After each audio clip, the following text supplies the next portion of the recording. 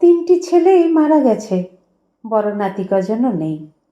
ছিল শুধু শিবরাত্রির সলতে পৌত্র বলতে ওই অম্বরনাথ। 14 দিন টাইফয়েডে ভুগে সেও গেল।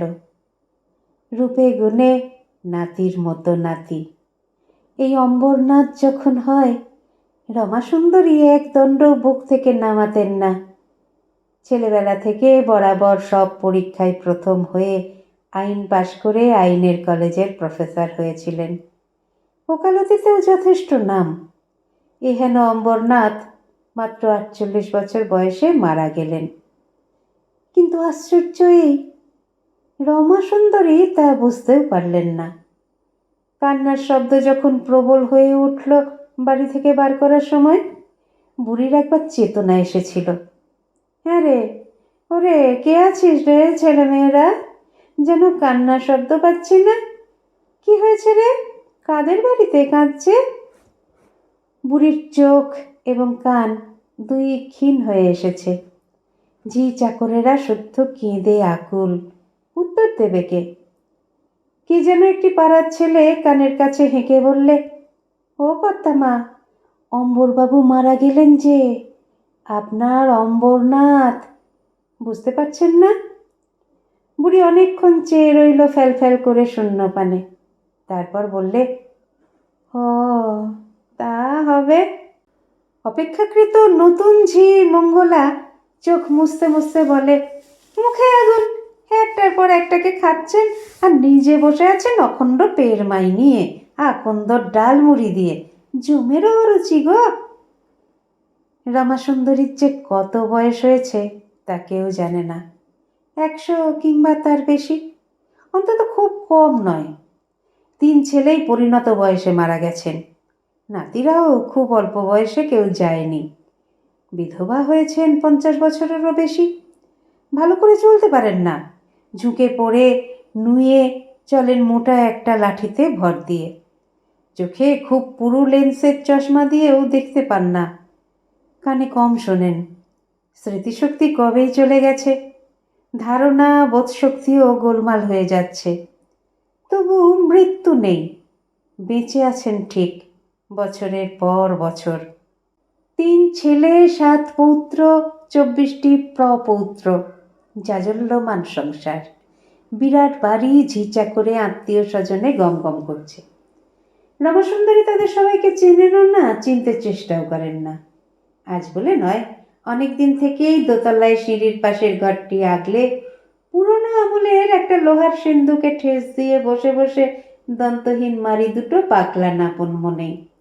কারুর পায়ের শব্দ পেলে শুধু মুখ তুলে দৃষ্টিহীন চোখ দুটো যথাসম্ভব বিস্ফারিত করে বলেন, হ্যাঁ রে, এই কে যাচ্ছিস রে? ছোট বউ। 21 বছর আগেই ছোট বউ মারা গেছে। হ্যাঁ রে, আজ ভাত দিলিনি আমাকে, খেতে দিবি কখন লো? কেউ আমাকে খেতে দেয় না, আমার কথা কারোর খেয়ালই থাকে না। খাওয়ার পর মুহূর্তেই ভুলে যান এবং অনুযোগ করেন যে কেউ খেতে দিচ্ছে না। তবে অনুযোগটা খুব প্রবল হয় না। সত্যি সত্যি কোনোদিন ভাত দিতে দেরি হলে গুনগুন করে কাঁদেন আপন মনে, ও গো, তুমি কোথায় গেলে গো? তোমার ছেলেদের হাতে পড়ে আমার কি হাল হচ্ছে গো, একটিবার দেখে যাও গো, আমাকে এরা 2 পায়ে থ্যাতলাচ্ছে, ইত্যাদি ইত্যাদি। কেউ হয়তো ঘরে ঢুকলো, দমকা হওয়ার মতো কোনো ছেলে মেয়ে। বিশেষ করে বিজয়ার দিন সবাই একবার করে আসে মাথা ঠুকতে। পায়ে হাত দিলেই খপ করে তার হাতটা ধরে ফেলে প্রশ্ন করেন, আরে এই তুই কে রে? কার ছেলে রে? ও কর্তামা, আমি তোমার হিরুর ছেলে। হিরু? কে হিরু রে? কাদের হিরু? এই মরেছে। এ হিরু, হিরু তোমার নাতি হীরেন্দ্রনাথ মজুমদার। হ, হিরু, হিরু আমার নাতি না? তুই তার ছেলে? বেশ বেশ। ওরে তুই কে রে? আমি দীপু, তোমার বেবির মেয়ে, তোমার নাতনি নলিনীর মেয়ে বেবি। ও তাই হবে, অত মনে থাকে না। তোর মা বেঁচে আছে? ও মা, সে কি অলক্ষণে কথা, বেঁচে থাকবে না কেন? দেখো এসে এলো না? এই তো এসেছে এসেছিল এইমাত্র? কে জানে বাপু, মনে থাকে না। বুড়ি আবার বসে বসে মারি পাকলায় আর ঝিমোয়। এইভাবেই দিনরাত্রি কাটে বুড়ির, সব দিনই সমান ওর কাছে। অমরনাথের মৃত্যু সংবাদটা ঠিক বুঝতে না পারলেও রমাসুন্দরী তার শ্রাদ্ধ সম্বন্ধে সচেতন হয়ে ওঠেন। শ্রাদ্ধের আগের দিন ভিয়ান বসতেই তিনি যেন চঞ্চল হয়ে ওঠেন। হ্যাঁ রে, বেশ মিষ্টি মিষ্টি গন্ধ আসছে কাদের বাড়ি থেকে না? হ্যাঁ রে, ও ছোট বউ, এই ছেলে মেয়েরা। কেউ সাড়া দেয় না। বুড়ির ঘরে সাধারণত কেউ ঢোকেও না, কথার উত্তরও দেয় না।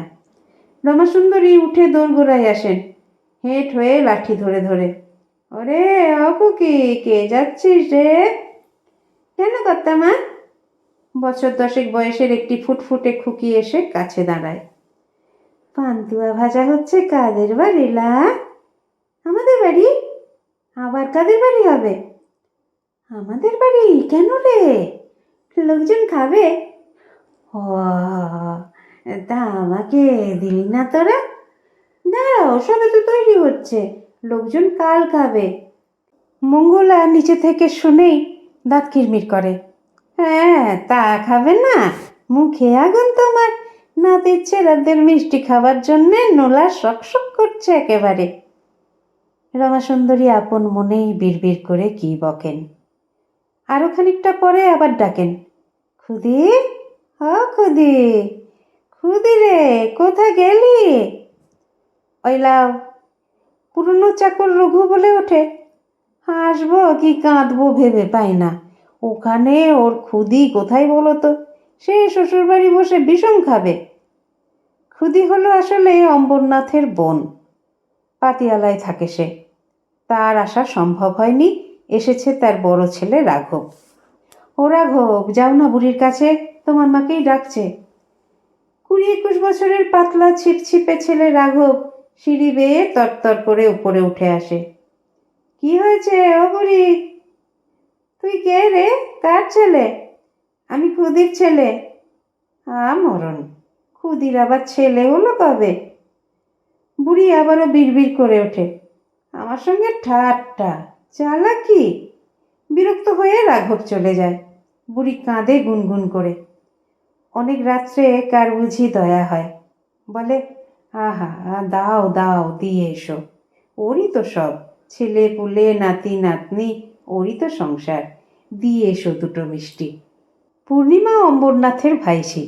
একটা পাতায় করে 2টো পান্তুয়া, 2টো দরবেশ আর একটা সন্দেশ এনে সামনে দিয়ে বলে, এই নাও বুড়ি, আর ঘ্যান ঘ্যান করতে হবে না, খাও। বুড়ি হাতড়ে হাতড়ে মিষ্টিগুলো অনুভব করে।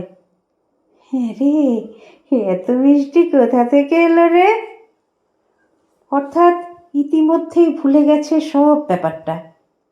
অত খুঁজে দরকার কি, পেয়েছ গেল, আবার হিসেবটুকু চাই 16 আনা।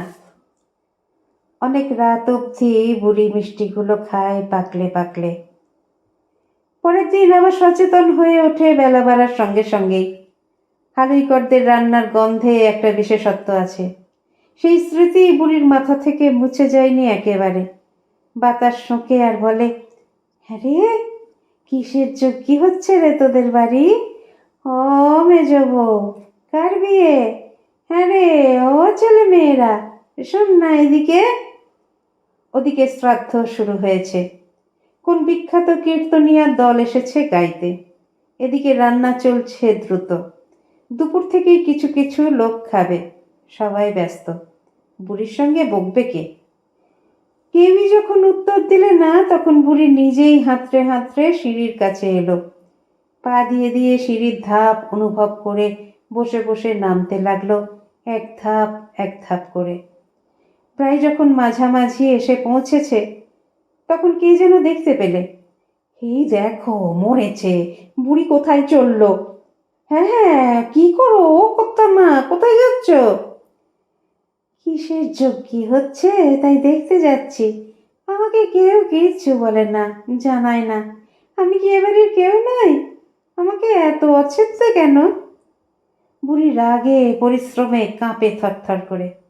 হ্যাঁ হ্যাঁ হ্যাঁ, ঠিক আছে, তোমাকে দেবে খেতে, খাবার তৈরি হলেই দেবে। তুমি চলো এখন ওপরে, পড়ে মরবে যে। বুড়ো বয়সে হাত পা ভাঙলে কে তোমাকে দেখবে? কিসের যজ্ঞি আগে বল? শ্রাদ্ধ, শ্রাদ্ধ হলো? আর শ্রাদ্ধ? তোমার নাতি অমুবাবুর। আমার নাতি? আমার নাতিরা সব মরে গেছে, সহজ কণ্ঠেই বলে বুড়ি। হ্যাঁ হ্যাঁ, তাই তো, মরে গেছে বলেই তো শ্রাদ্ধ। তুমি এখন ওপরে চলো। কোনো মতে ধরে ধরে ওপরে নিয়ে আসে, একরকম জোর করেই। বুড়ির পাশের ঘরটায় অপেক্ষাকৃত খালি ছিল। সেই ঘরে মিষ্টির ভাঁড়ার করা হয়েছিল। সন্দেশ, দরবেশ, পান্তুয়া, ছানার জিলিপি আর খাস্তার কচুরি ভাজি এইখানে রাখা হয়েছিল। তরকারি লুচি সব নিচে। সুতরাং এই ঘরে লোকজনের আনাগোনা কম। বুড়ি হাতড়ে হাতড়ে দোরের কাছে এসে ডাকে, ওখানে বসে কে রে? তার বেলা তো চোখ খুব সাফ। এবারের এক নাচ জামাই দেবেশবাবুকে দেওয়া হয়েছিল এ ঘরের ভাড়া লাগলাবার ভার। তিনি গল্প করার লোকাভাবে একটা হালকা চেয়ার টেনে বারান্দায় বসে বসে সিগারেট টানছিলেন। এখন তাড়াতাড়ি সিগারেটটা ফেলে দিয়ে কাছে এলেন। ও কর্তামা, কি বলছিলেন? কে রে তুই? আমি দেবেশ, নলিনীর বর। দেবেশের আচ্ছা সাদা মূর্তিটার দিকে বিস্ফারিত নেত্রে খানিকটা চেয়ে থেকে বুড়ি বললে, তা এখানে কি? এই যে ভাড়ার রাগ লাগছি। কিসের ভাড়ার? মিষ্টির ভাড়ার। পান্তুয়া, সন্দেশ, খাস্তার কচুরি সব আছে এখানে। খাবেন দুটো?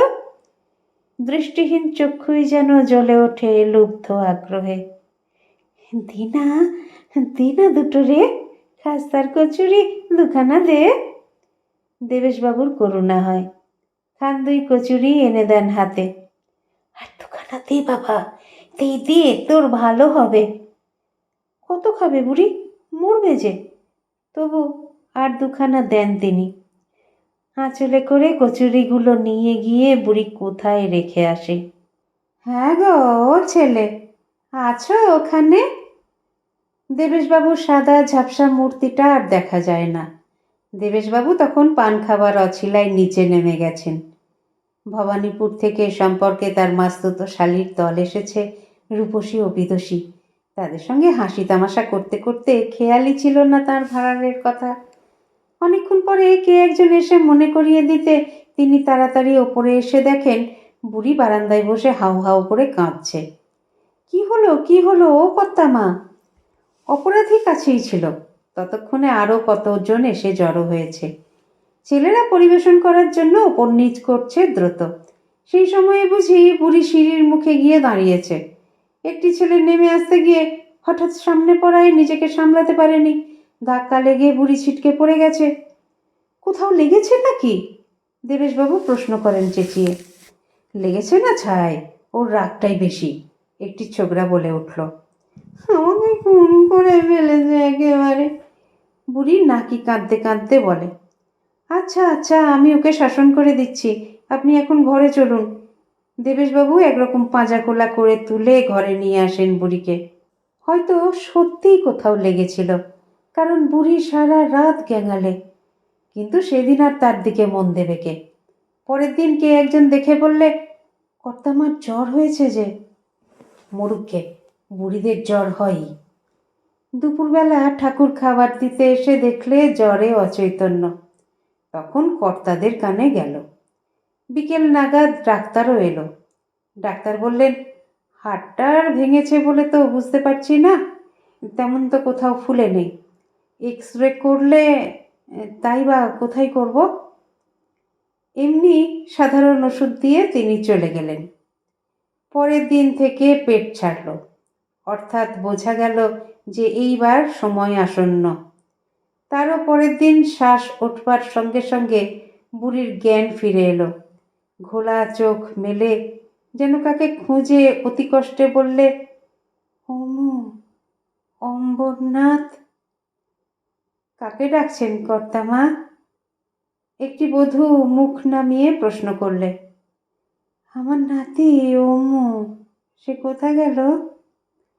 তিনি যে মারা গেছেন কর্তামা, তাঁরই শ্রাদ্ধ যে হয়ে গেল। মারা গেছে? তোরা আমাকে তো বলিসনি। আহা, একটা বুক ফাটা দীর্ঘশ্বাস পড়ল। বুড়ি ক্লান্তিতে চোখ বুজল আবার। কর্তামা, ও কর্তামা। সবাই ডাকাডাকি করতে লাগলো। রমাসুন্দরী কিন্তু আর চোখ খুললেন না, শুধু দুই চোখের কোল বেয়ে জল গড়াতে লাগলো। অনেকক্ষণ পরে ঠোঁট দুটো নড়ে উঠতেই সবাই কান পেতে শুনলে ক্ষীণ কণ্ঠে বলছেন তিনি, কচুরি। কিসের কচুরি কর্তামা? কচুরি খাবেন? আবার ঝিমিয়ে পড়লেন। একটু পরে শেষ একবার ঠোঁট নড়ল। নাম শোনা। গঙ্গা জলও ওকে একজন দিলে। কানের কাছে জোরে জোরে নাম শোনাতে লাগলো। তারই মধ্যে একসময় মুখটা ফাঁক হয়ে গেল। গলার কাছে শ্বাসটা ধুকধুক করছিল, সেটা গেল বন্ধ হয়ে। এতদিনে ছুটি হলো বুড়ির। বুড়ি মরবার পর রঘু ঘর ধুতে এসে আবিষ্কার করলে সিন্দুকের নিচে ঠাকুরের ছবি রাখা চৌকির তলায় এক রাশ খাস্তার কচুরি। দুখানা নয়, চারখানা নয়, অন্তত ৩০-৩২খানা। অর্থাৎ দেবেশবাবু যখন নিচে ছিলেন তখন বুড়ি চুরি করে এনে রেখেছে। সেই সময়েই বোধহয় কেউ এসে পড়বে কিনা তারই খোঁজ করতে গিয়ে ধাক্কা লেগেছে ছেলেটির সঙ্গে। মরণ! বুড়ো বয়স অবধি নোলা দেখো দেখি। ভুলিস নি রঘু, বুড়ো হলে বোধহয় তোরও অমনি হবে। কি একজন ধমক দিয়ে বলে উঠল। আপনাদের মতামত আমাকে সমৃদ্ধ করে, তাই অবশ্যই বলবেন আজকের গল্প পাঠ আপনাদের কেমন লাগলো। যারা চ্যানেলটিকে সাবস্ক্রাইব করেছেন তাদের অসংখ্য ধন্যবাদ। আর যারা এখনো পর্যন্ত সাবস্ক্রাইব করেননি তারা একটু কষ্ট করে সাবস্ক্রাইব করে নিয়ে সঙ্গে থাকুন না প্লিজ। একটু লাইক, শেয়ার এগুলো নিশ্চয়ই বলে দিতে হবে না?